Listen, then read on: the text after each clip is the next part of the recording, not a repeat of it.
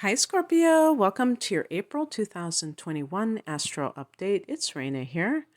So, in April, and this is true every year, when you begin the month, the sun is in a very practical area because in your particular chart, Aries is the sixth house.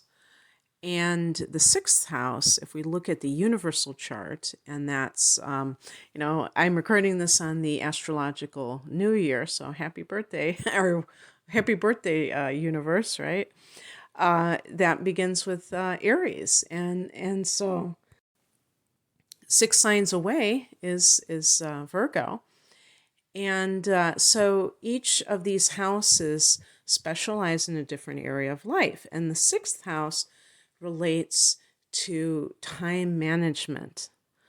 And time management relates to, how you get things done. What is your schedule like?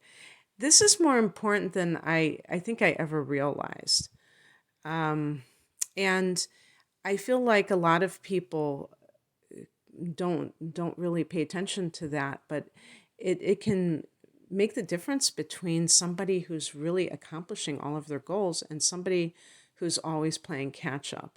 So this can be the perfect time, especially since Aries is such a I was going to say a force of nature in a sense, being a cardinal sign, being a fire sign.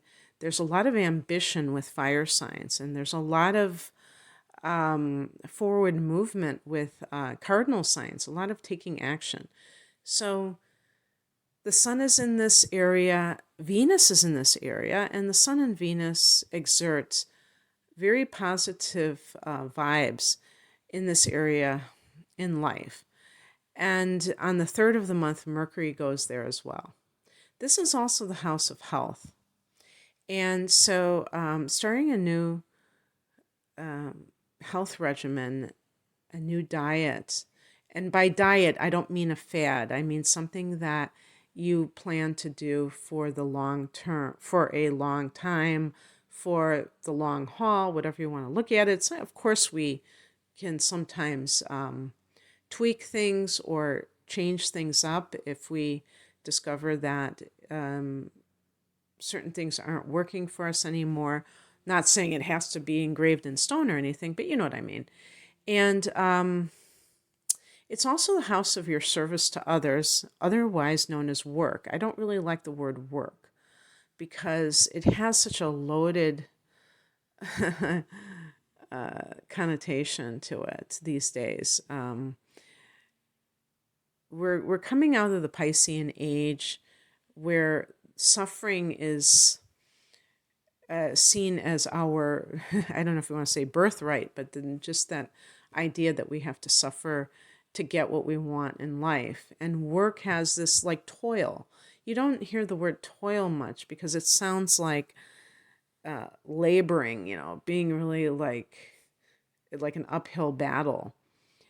I like to say service to others versus service to self because it implies that we're doing something that helps other people. It's not just a selfish endeavor. And so that's really how I see the sixth house. And this may be something that you're thinking about with Mercury there. Like, what do I really want to do? If you don't really like your current occupation, you could say a sixth house is occupation.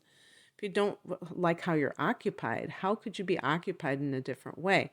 Now, Scorpios have to always watch out for a tendency to get set in their ways. Especially if you have Mercury in Scorpio or Mars in Scorpio, you may, with Mercury, have a mindset that is kind of like a steel trap where it's very hard for you to kind of change your belief system. With Mars, it can be hard for you to change your actions, your will. Scorpio is already associated with will. You have very strong will. But if you're too stubborn, we call that willfulness. And that's almost like rebelling against the universe and the flow. We have to, there's the part of the law of attraction is the art of allowing, and not just being like, no, my way or the highway. It has to be like this. So just working with those concepts. On the 11th, we have a new moon at 22 degrees of Aries, and that can feel like new energy is pouring into this area of life. Really feeling compelled to plant new seeds of intention around diet, around, the service that you offer to others. By the way, when I say the word diet, yes, I had mentioned that a few minutes ago. I'm not talking about losing weight. So I just want to make that clear. I'm talking about nourishing your body.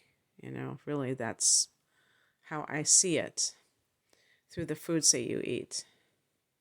And also your lifestyle habits. You could say that the 6th house is your lifestyle habits too. And so this could mean a new job for some of you if you're in between jobs or you're wanting to change jobs. Mercury is there, so definitely research, definitely contact. Don't just wait for it to drop in your lap with fairy dust sprinkled all over it. Actually take that initiative.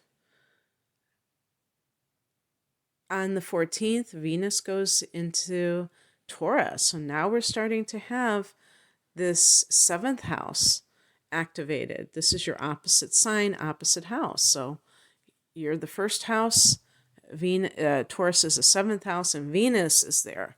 And that's great for relationships. If you are in a relationship, this can be a harmonizing effect. And on the 19th, we have both the Sun and Mercury going into this area as well. So those planets that were in the 6th house now go into 7th house. And so, this is about, Mercury is about talking to your partner. Now, it's important to note that Uranus is transiting through the sign of Taurus. So that is in that 7th house for you. Has been there for, I don't know, maybe a couple of years. And that means that for Scorpios, this may be an uncharacteristic time of you feeling the urge to be free. Scorpios are like the one sign that would be like, yes, I want to be totally imprisoned by the love, or I want to imprison somebody else with my love. That sense of just merging with somebody else, not having that,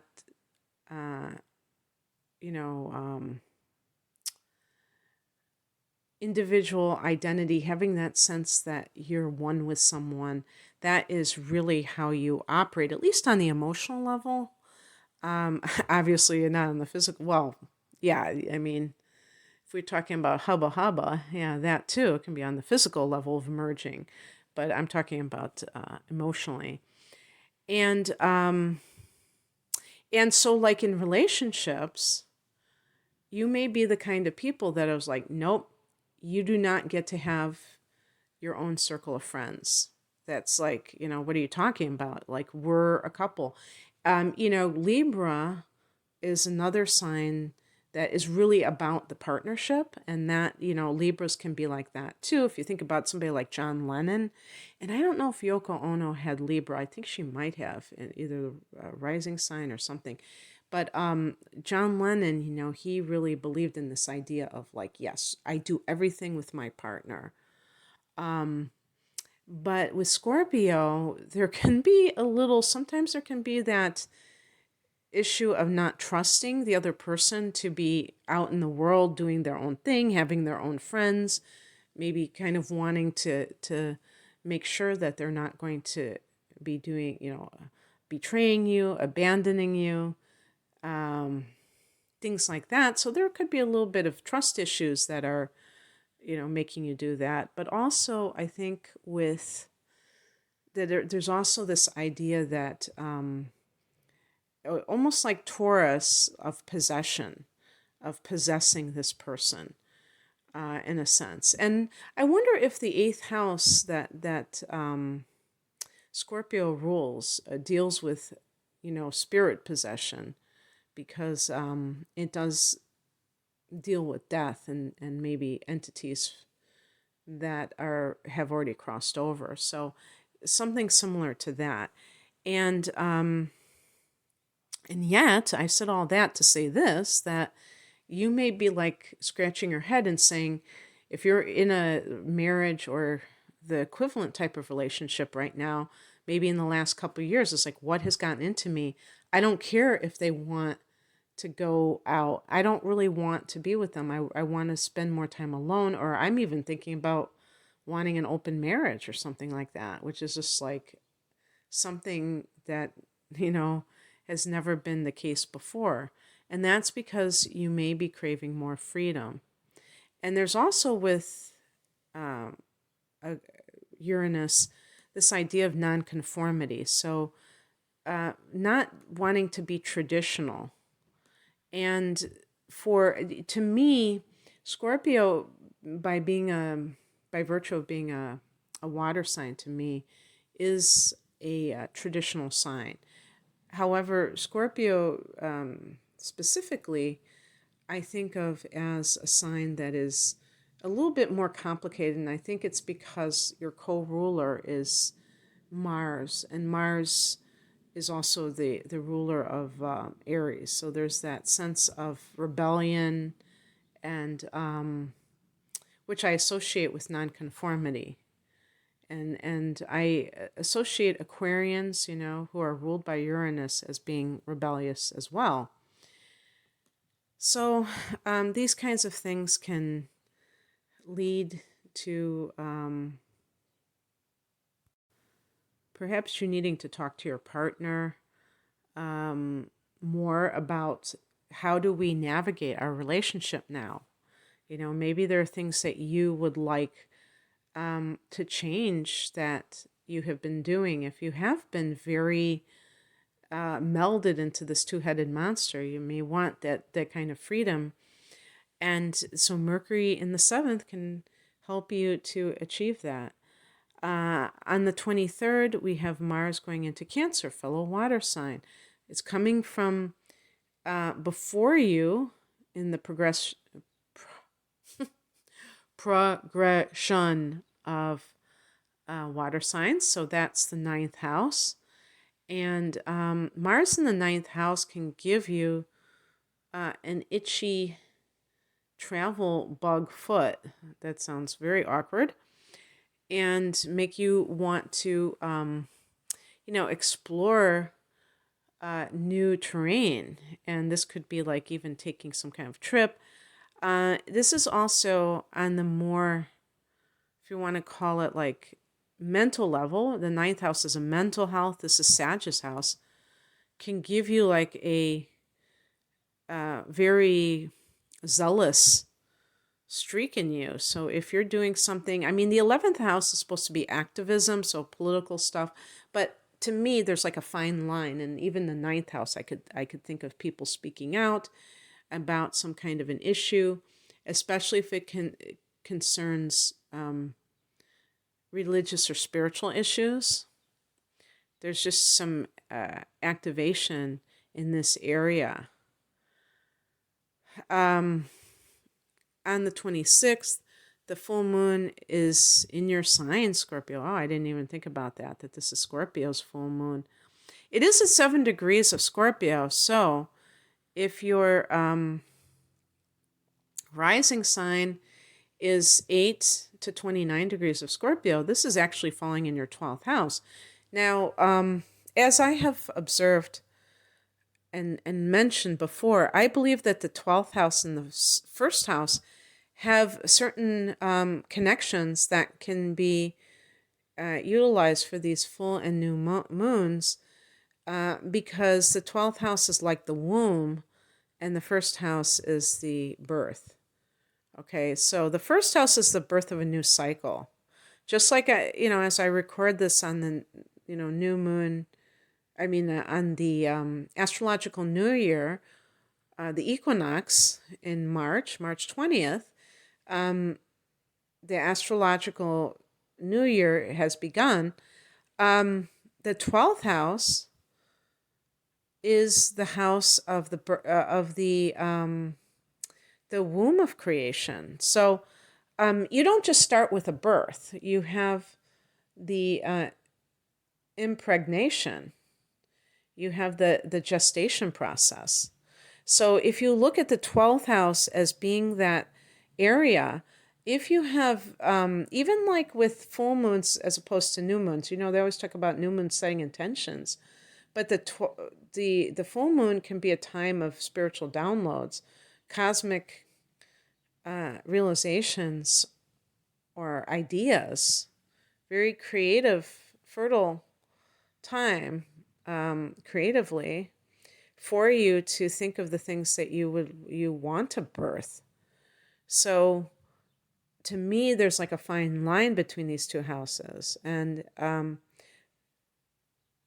so regardless of where this is falling, if this is falling in your 12th house, if you're a later degree and it's falling in your 12th house, then perhaps this is you have, letting go of worn out karmic patterns that are self-defeating. And, so as you have the conscious full moon next month, that will actually be in the sign of Sagittarius and actually be a solar eclipse, that you will be able to still feel a sense of,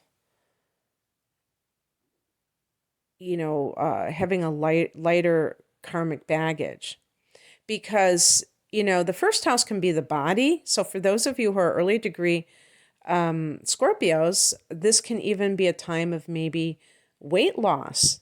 Now, I haven't read specifically about this, but I'm assuming that because the full moon can make things, can take things away or remove them, that this could be the case. Now, obviously, you would have to do your part, but there's a thing you can look up called the moon diet. I don't know if it really works. Some of these things seem a little bit gimmicky, but they were saying that, we are affected by the moon cycle.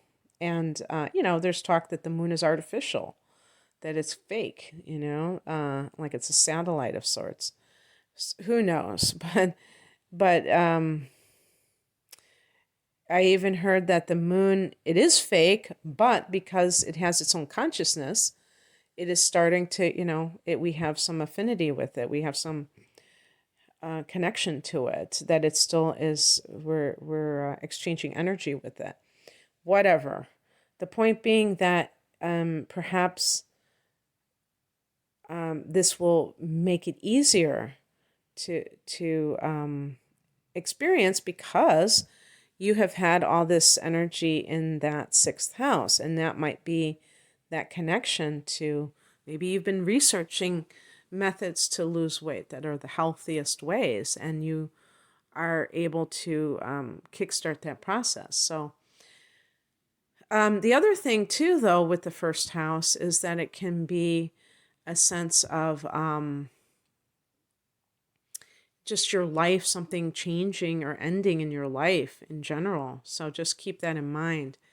And like I said, Scorpio is a fixed sign, so change isn't something that you necessarily welcome. And if you do welcome it, you might find that it is a smoother process for you, where you don't have that sense of trepidation, but you have this sense of like open arms. It's all in the way we perceive things, right? So looking at it that way can be very helpful. And one thing I wanted to say, going back to the 6th house, because I had started this video over again before I did it this time, is that Chiron is transiting your sixth house as well, because Chiron is in Aries. And Chiron is the wounded healer.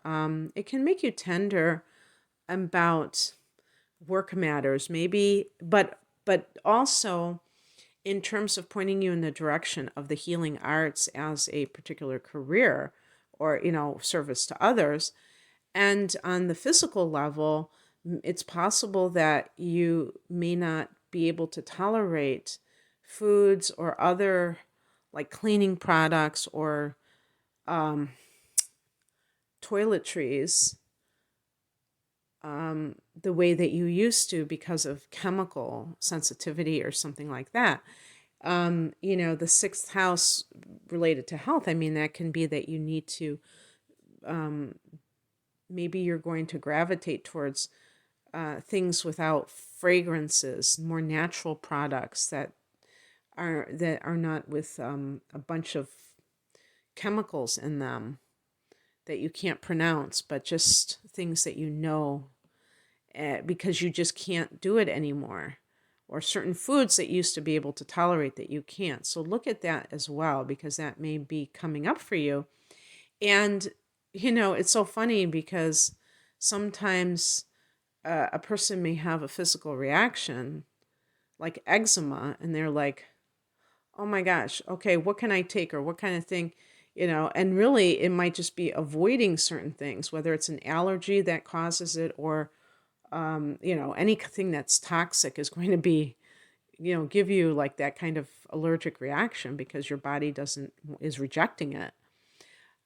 So these kinds of things, it's really funny how, because we've been brainwashed to think, oh, we have to take something for it, when we could just remove something that we're currently doing, or switch it out with something that has a more purifying, has a positive effect on the body. It's really amazing. But learning more about that might be the thing that you are involved with, quite frankly, during this time of Chiron in the sixth house. So, because the wounded healer is somebody who, they have experienced something, and they're healing themselves, but then they can take that knowledge of their healing and help others. So that's what I have for you, Scorpio. I hope that this resonated. If you would like a private reading, I'm promoting my double readings, which I think are a really great value, because they're